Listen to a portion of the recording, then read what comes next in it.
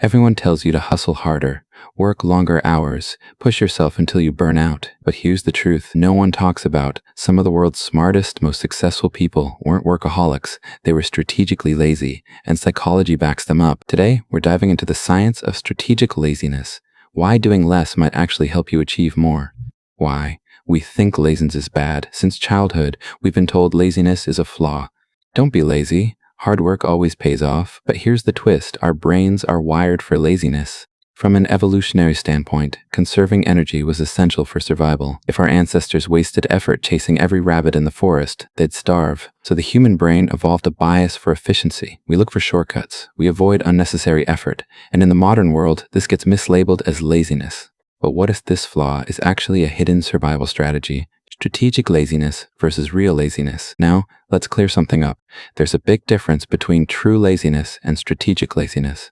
True laziness is avoidance, not doing what needs to be done, escaping responsibility. Strategic laziness is efficiency. It's about asking, what's the least I need to do to get the biggest result? Think of it like chess. The best players don't move the most pieces. They make the smartest moves. Strategic laziness is about selective effort, not wasting energy on things that don't matter, saving your best self for the moves that count. The science behind it. Psychologists call this cognitive efficiency. Your brain has limited resources.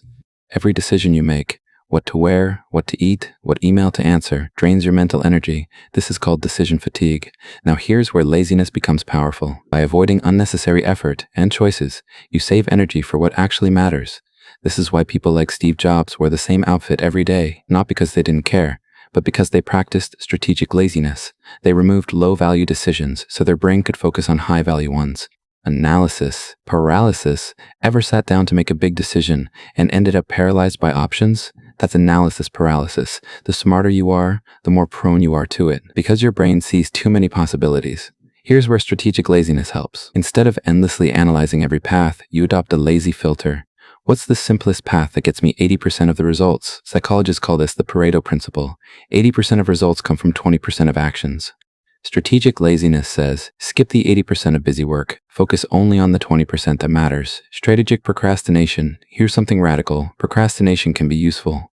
Studies show that when you delay action, your subconscious keeps working on the problem in the background. This is called incubation.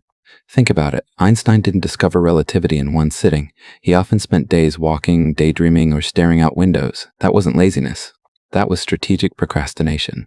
Sometimes, doing nothing is the best way to let your brain connect ideas in new ways. Creative laziness.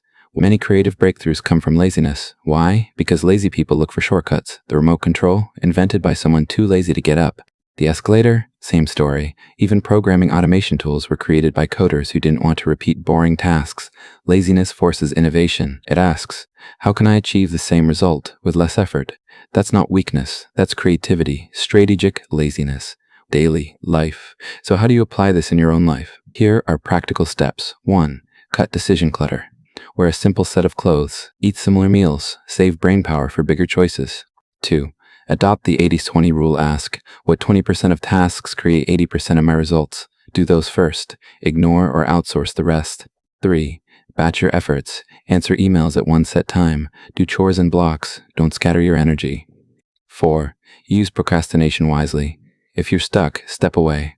Let your subconscious do the heavy lifting. 5. Celebrate doing less. Stop glorifying busyness. Start glorifying outcomes. Strategic laziness in relationships and work. Even in relationships, strategic laziness applies. Instead of trying to please everyone, focus on a few deep, meaningful connections. At work, don't be the person who says yes to everything. Be the one who delivers the most value, with the least wasted effort. That's not cheating. That's smart energy management. The dark side now, let's be clear. Strategic laziness is not an excuse for avoiding responsibility. If you overuse it, you risk becoming passive, missing opportunities, settling for mediocrity. The key is balance. Be lazy about the unimportant. Be relentless about the meaningful. Here's the paradox. The laziest people, when strategic, often achieve the most. Because they refuse to waste effort. They simplify. They focus. They innovate. Strategic laziness isn't about doing nothing. It's about doing less of what doesn't matter, so you can do more of what does. So next time someone calls you lazy, smile. Because maybe, just maybe, you're playing smarter than they realize.